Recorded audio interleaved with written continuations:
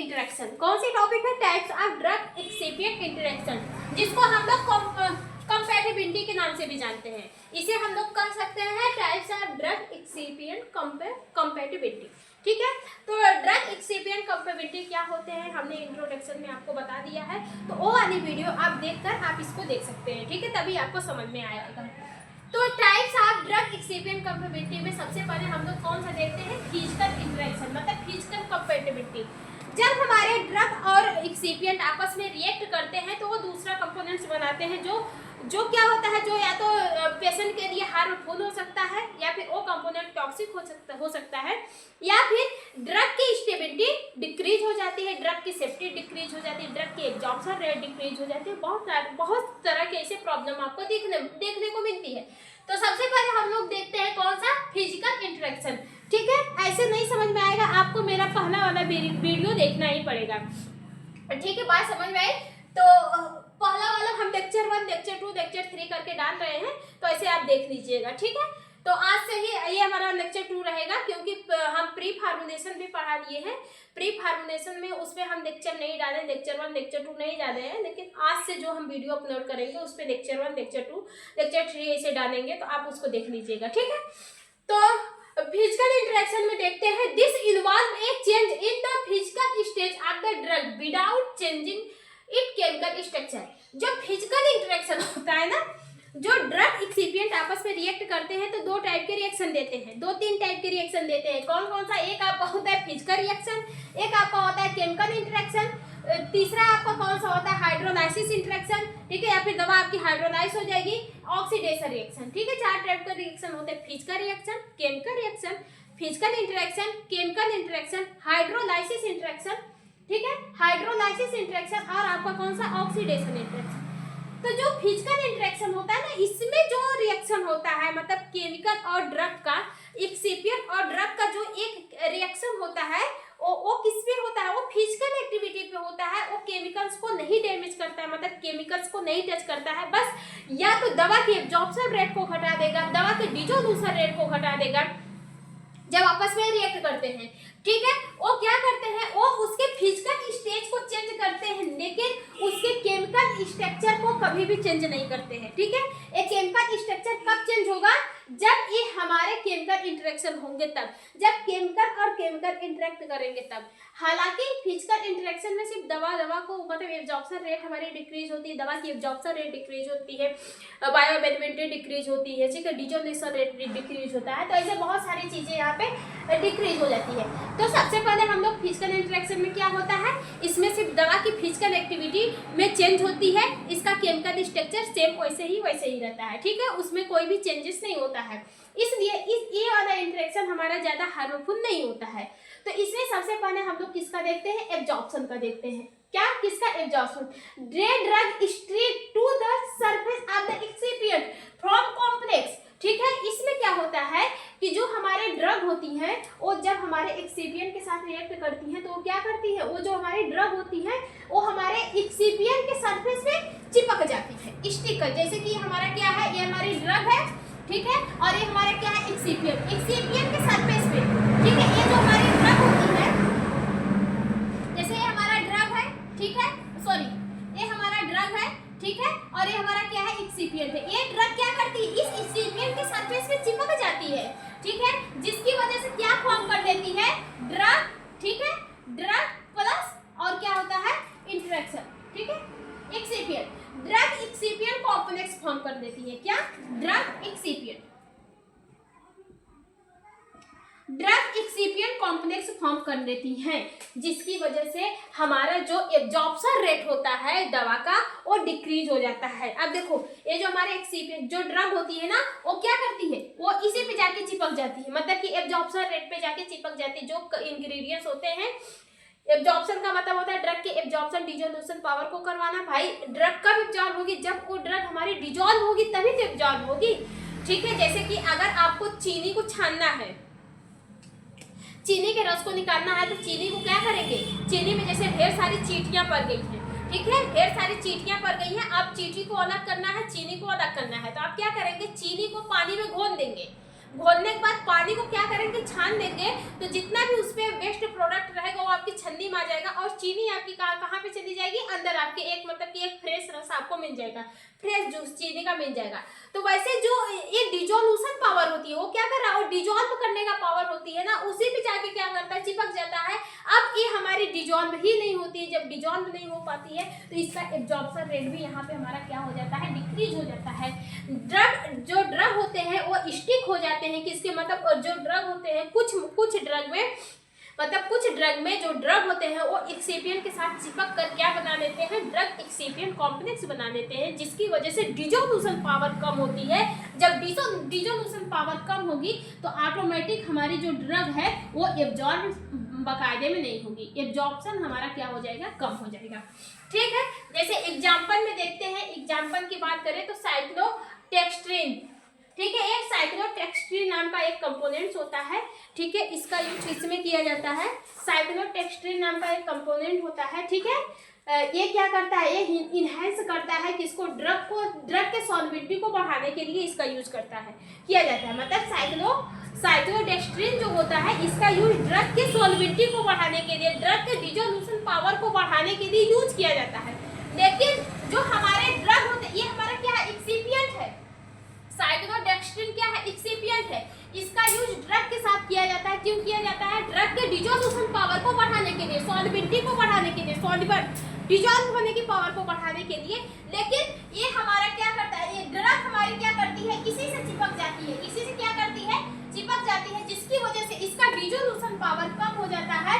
अब जब dissolution power कम होगा तो ऑटोमेटिक एब्जॉर्प्शन पावर भी आपका क्या हो जाएगा, कम हो जाएगा। ठीक है, फिर इसका बाद दूसरा क्या है, फिजिकल इंटरेक्शन में क्या है आपका पॉलीमॉर्फिज्म चेंजेस।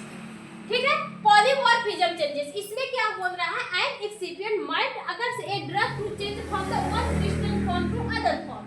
ठीक है, अब देखो पहले पॉलीमॉर्फिज्म को समझने से पहले आपको समझना पड़ेगा मॉर्फस क्या होते हैं और क्रिस्टल क्या होते हैं। मॉर्फस जो होते हैं ना, उसका सेज और साइज क्या होता है, डिफरेंस होता है, उसका सेज और साइज क्या होता है, डिफरेंस होता है। ऐसे ही होते हैं जैसे कि ये हमारे क्या है, अमरफस फॉर्म जो होते हैं वो हमारे क्या होते हैं, इसका सेज और साइज डिफरेंस होता है।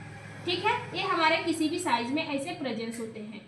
ठीक है, इसका सेज और साइज पता नहीं होता है, बात समझ में आया। लेकिन जो हमारे और इसके बीच में ज़्यादा गैप भी रहता है, लेकिन जो हमारे क्रिस्टल फॉर्म में होते हैं ना, इसके बीच में ज़्यादा गैप नहीं रहता है। ये आपस में क्या होते हैं, इसका शेप और साइज क्या होता है, फिक्स होता है, इसके बीच में ज़्यादा गैप नहीं रहता है।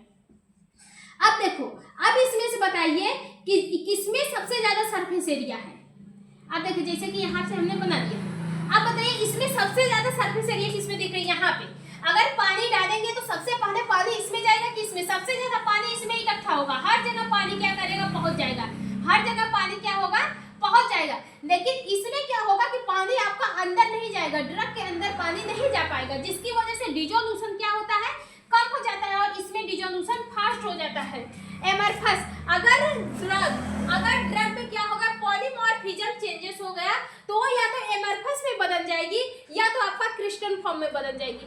एमरफस में बदली तो इसका डिसोल्यूशन पावर क्या हो जाएगा, डिसोल्यूशन पावर बढ़ जाएगी, इंक्रीज हो जाएगी, जिसकी वजह से दवा आपकी बहुत जल्दी एब्जॉर्ब होगी, बहुत जल्दी डिसॉल्व होगी और बहुत जल्दी एब्जॉर्ब होगी और बहुत ही जल्दी अब बॉडी से आपके बाहर निकल जाएगी, जिसकी वजह से उसका मैक्सिमम इफेक्ट आपके बॉडी में देखने को नहीं मिलता है। लेकिन जो आपका क्रिस्टल फॉर्म में अगर वो दवा हो गई तो क्रिस्टल फॉर्म में यहाँ पे देख रहे हैं कि यहाँ पे हमारा क्या होगा, हमारा जो दवा होता है इसके अंदर पानी हमारा कम जाएगा, तो मतलब कि ये दवा हमारे डिसॉल्व होने के लिए टाइम क्या देगी, टाइम जो होगी वो कम देगी।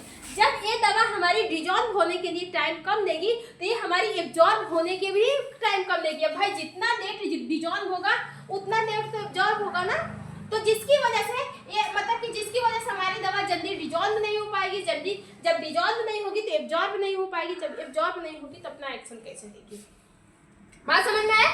तो पॉलीमॉर्फिज्म में यही होता है कि एक्सिपिएंट और ड्रग आपस में मिलकर क्या करते हैं, पॉलीमॉर्फिज्म के स्ट्रक्चर को ही चेंज कर देते हैं, या तो वो क्रिस्टल फॉर्म में हो जाते हैं या फिर अमरफस फॉर्म में हो जाते हैं, जिसकी वजह से या तो ड्रग की डिसोल्यूशन पावर बढ़ जाएगी या तो ड्रग की डिसोल्यूशन पावर कम हो जाएगी। अगर ड्रग की डिसोल्यूशन पावर कम होगी तो उसका एब्जॉर्प्शन पावर भी कम हो जाएगा, मतलब डिसोल्यूशन पावर कम होगी तो उसका एब्जॉर्प्शन पावर भी कम होगा, ड्रग आपकी बहुत जल्दी एब्जॉर्ब नहीं होगी। लेकिन अगर दवा की डिजोल्यूशन पावर फास्ट हो गई तो बहुत ही जल्दी डिजॉल्व हो जाएगी और बहुत ही जल्दी एब्जॉर्ब होके आपके बॉडी से निकल जाएगी। ठीक है, बात समझ में आया। फिर इसके बाद आपका कौन सा है, केमिकल इंटरेक्शन। कौन सा है, केमिकल इंटरेक्शन। तो केमिकल इंटरेक्शन में क्या होता है, ये एक टाइप की क्या है, सीरियस कंडीशन होती है। कौन सी कंडीशन होती है, सीरियस कंडीशन होती है। इसमें क्या होता है कि जो आपकी ड्रग होती है ना, और ड्रग और एक्सिपिएंट के केमिकल रिएक्शन होता है। जैसे कि ड्रग भी आपका केमिकल है, एक्सिपिएंट भी आपका केमिकल है, उसमें उसके फिजिकल एक्टिविटी पे कोई इफेक्ट नहीं पड़ता, उसमें केमिकल रिएक्शन होता है। और जब केमिकल और केमिकल आपस में रिएक्ट करते हैं तो वो एक अदर केमिकल बना लेते हैं। जैसे हमने बताया H2+O क्या बना देगा जैसे समझाने के लिए बता रहे हैं, H2+O, ठीक है, इसको इक्वल करेंगे क्या बनेगा, H2O। H2O किसका है, वाटर का है। मतलब 2 हाइड्रोजन और 1 ऑक्सीजन जब आपस में मिलते हैं तो क्या बनाते हैं, वाटर बनाते हैं। ठीक है, इतनी बात समझ में आई।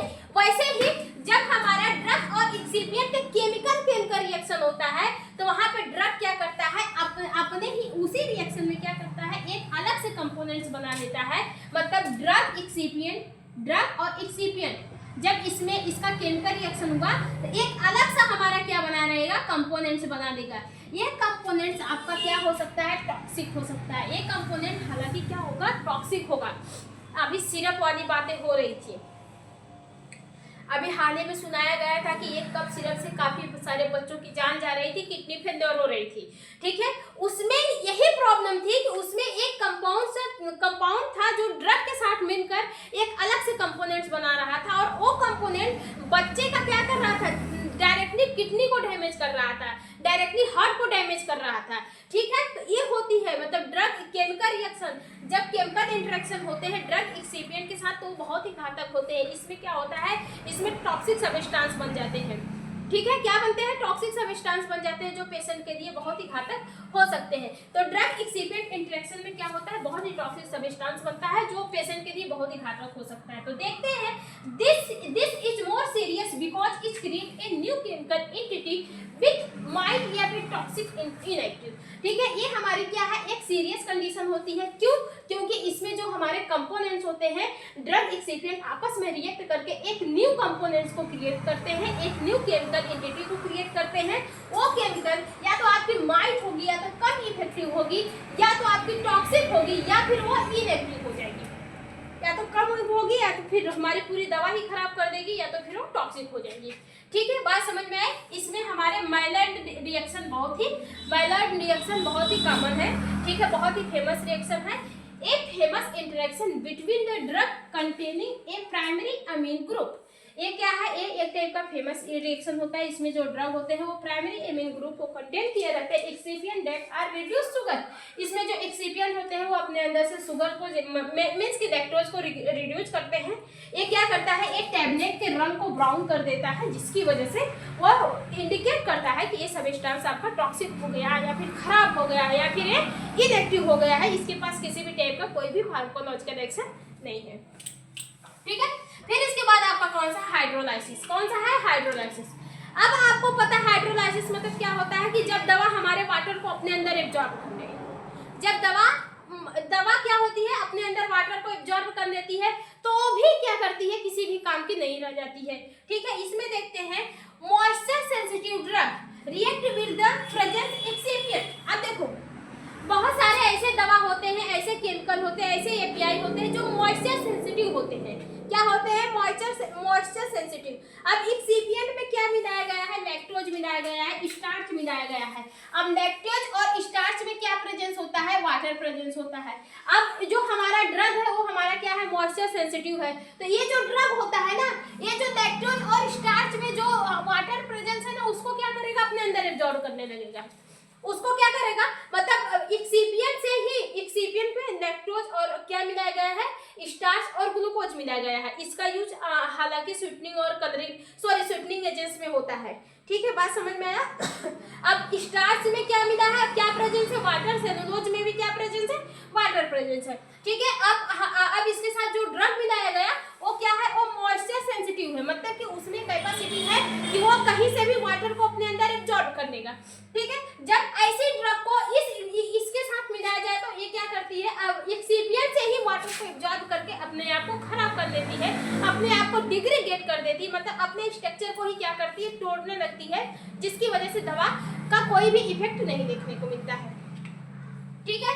फिर इसके बाद क्या है, ऑक्सीडेशन। कौन सा है, ऑक्सीडेशन। अब ऑक्सीडेशन क्या होता है, जैसे कि आपने सिरप देखा है, सिरप में क्या होता है कि सिरप कहते हैं ना कि हम लोग सिरप को अगर खोल रहे हैं तो उसको क्या करिए, यूज करने के बाद टाइटली बंद कर दीजिए और खुला हुआ सिरप 1 महीने से ज्यादा नहीं पीना चाहिए। क्यों, क्योंकि उसमें ऑक्सीजन एयर इंडिकेटर एयर पहुंच जाती है जो ऑक्सीडेट कर जाती है। ऑक्सीडेशन मतलब जब एयर से कोई रिएक्शन होता है, ठीक है।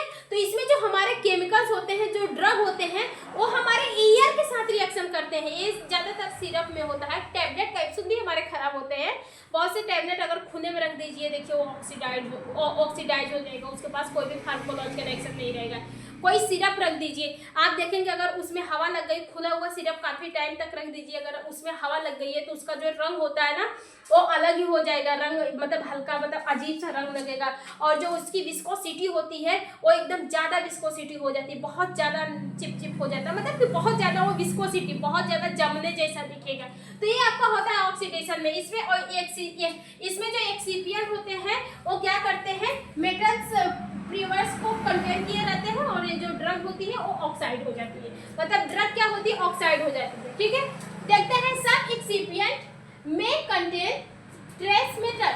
कुछ एक्सिपिएंट क्या किए रहते हैं, अपने अंदर ट्रेस मेटल को कंटेन किए रहते हैं, या फिर पेरोक्साइड मेटल को कंटेन किए रहते हैं। ऑक्सीडेशन में क्या होता है कि कुछ ऐसे एक्सिपिएंट होते हैं जो अपने अंदर ट्रेस मेटल को कंटेन किए रहते हैं, या फिर पेरोक्साइड मेटल को कंटेन किए रहते हैं। इसके अंदर क्या प्रेजेंस होता है, एयर। ये जो हमारी दवा होती है ना, ये क्या करती है, ये इसी एक्सिपिएंट से रिएक्ट करके अपने आप को ऑक्सीडाइज कर लेती है। क्या कर लेती है, अपने आप को ऑक्सीडाइज कर लेती है, जिसकी वजह से या तो वो नॉन रिएक्टिव बन जाएगी, या तो वो टॉक्सिक बन जाएगी, या तो उसके पास कोई भी किसी भी टाइप का कोई भी केमिकल रिएक्शन नहीं रहेगा। अगर रहेगा तो बहुत कम रहेगा, ठीक है। वो पूरी तरह से अपना एक्शन नहीं शो कर पाएगी, ठीक है। बात समझ में आई। ऑक्सीडेशन होता है, हाइड्रोलाइसिस होता है। सबसे पहले कौन सा है, फिजियो-केमिकल रिएक्शन। इसमें हमने बताया है, इसमें क्या होता है, इसमें केमिकल रिएक्शन नहीं होते हैं, ठीक है। इसमें सिर्फ एब्जॉर्प्शन, डिस्ट्रीब्यूशन, मेटाबॉलिज्म, यही सारे इफेक्ट होते हैं। इसमें आपके 2 आते हैं, एक आपका पॉलीमराइजेशन होता है, ठीक है, पॉलीमॉर्फिज्म चेंजेस होता है, और आपका क्या है, एब्जॉर्प्शन। ये दोनों क्या करते हैं, एब्जॉर्प्शन को अफेक्ट करने का काम करते हैं, ठीक है। फिर केमिकल इंटरेक्शन, ये बहुत ही टॉक्सिक इंटरेक्शन होता है। क्यों, क्योंकि इसमें ड्रग एक्सिपिएंट के केमिकल स्ट्रक्चर चेंज होते हैं, जिसकी वजह से एक न्यू फार्मूला बनता है, एक न्यू ड्रग बनती है। वो ड्रग या तो टॉक्सिक हो सकती है, या तो इनएक्टिव हो सकती है, या फिर उसके पास कोई भी रिएक्शन होगा लेकिन बहुत कम होगा, ठीक है। इसमें भी हमारे माइलर रिएक्शन बहुत ही कॉमन होते हैं, ठीक है। फिर इसके बाद हाइड्रोलाइसिस, कुछ ऐसे एक्सिपिएंट होते हैं जो अपने अंदर वाटर कंटेन किए रहते हैं, और कुछ ऐसी ड्रग होती हैं जो मॉइस्चर सेंसिटिव होती हैं। वो क्या करती है, एक्सिपिएंट से वाटर को अपने अंदर एब्जॉर्ब कर लेती है, जिसकी वजह से वो खराब हो जाती है, एब्जॉर्ब करके खराब हो जाती है, या फिर इनएक्टिव बन जाती है, या फिर अपने ही स्ट्रक्चर को तोड़ने लगती है, ठीक है। फिर ऑक्सीडेशन में क्या होता है कि कुछ एक्सिपिएंट के पास क्या रहता है, ट्राइलर मेटल रहता है, या फिर पेरोक्साइड रहता है। इसी के साथ हमारी रिएक्ट कर जाती है ड्रग, और अपने आप को ऑक्सीडाइज कर लेती है, मतलब खराब कर देती है, ठीक है। If you don't detect these interaction during pre-formulation stage, the final product are। ये जो इतने जो फिजिकल केमिकल प्रॉपर्टीज है, इंटरेक्शन है ना, इस सब की स्टडी किसमें होती है, प्री फार्मुलेशन में होती है। किसमें, प्री फार्मुलेशन में। ये सब की स्टडी किसमें होती है, प्री फार्मुलेशन में। ये देखा जाता है कि जो आपका कंपोनेंट्स है, जो आप एक्सिपिएंट का यूज कर रहे हैं, वो आपका नॉन रिएक्टिव है कि नहीं है, नॉन सेंसिटिव है कि नहीं है, वो हमारे एक्सिपिएंट के साथ किसी भी टाइप का कोई भी रिएक्शन तो नहीं कर रहा है। ये सारी स्टडी किसमें की जाती है, प्री फार्मुलेशन में। अगर आप प्री फार्मुलेशन में इस सब का ध्यान नहीं दिए, मतलब ड्रग इंटरेक्शन का ध्यान नहीं दिए, तो आपका जो प्रोडक्ट, फाइनल जो प्रोडक्ट बनेगा वो क्या बनेगा, वो लॉस पोटेंसी, उसमें पोटेंसी लॉस हो जाएगी। मतलब the drug become less effective. जो ड्रग रहेगी वो आपकी क्या हो जाएगी, कम इफेक्टिव रहेगी, कम अपना एक्शन शो कर पाएगी। बिकम टॉक्सिक, कभी कभी कंडीशन में कुछ new drug chemical form, could be harmful. कुछ ड्रग ऐसे भी होती है जो केमिकल अपने केमिकल रिएक्शन करके हार्मफुल इफेक्ट शो कर सकती हैं या फिर हार्मफुल कंपोनेंट्स प्राप्त कर सकती हैं, बना सकती हैं, ठीक है। सो पुअर डिसोल्यूशन, ठीक है। अगर आप प्री फार्मुलेशन में ये सारी एक्टिविटी को नहीं देखें तो फाइनल जो प्रोडक्ट आप बनाएंगे उसमें जो टैबलेट होगा वो आपका डिसोल्यूशन प्रॉपर्टी को क्या कर लेगा, पुअर नहीं कर लेगा, मतलब कि वो पूरी तरह से आपके स्टमक में डिजॉल्व नहीं होगा। इसलिए कहते हैं कि ये सारे इसीलिए प्री फार्मुलेशन को पढ़ना बहुत जरूरी होता है। प्री फार्मुलेशन एक ऐसी स्टडी होती है जो दवा बनाने से पहले की जाती है, ठीक है। एक दवा की मैन्युफैक्चरिंग करने से पहले जो स्टडी होती है उसको प्री फार्मुलेशन कहते हैं। इसमें बहुत सारी चीजें देखी जाती है और इसमें ड्रग एक्सिपिएंट इंटरेक्शन भी देखा जाता है। अगर आप दवा बनाने से पहले प्री फार्मुलेशन नहीं किए हैं या फिर प्री फार्मुलेशन किए हैं लेकिन सही से नहीं किए हैं तो जो आपकी नई दवा बनेगी वो लॉस पोटेंसी की होगी, मतलब उसमें किसी भी टाइप का कोई भी रिएक्शन नहीं रहेगा। वो दवा आपकी टॉक्सिक भी बन सकती है और वो दवा आपके स्टमक फ्लूइड में कम डिजॉल्व भी हो सकती है, ठीक है। बात समझ में आया? बाकी अगर किसी को नहीं समझ में आया तो कमेंट करके पूछ सकता है। आज के लिए इतना ही, फिर मिलते हैं नेक्स्ट वीडियो में।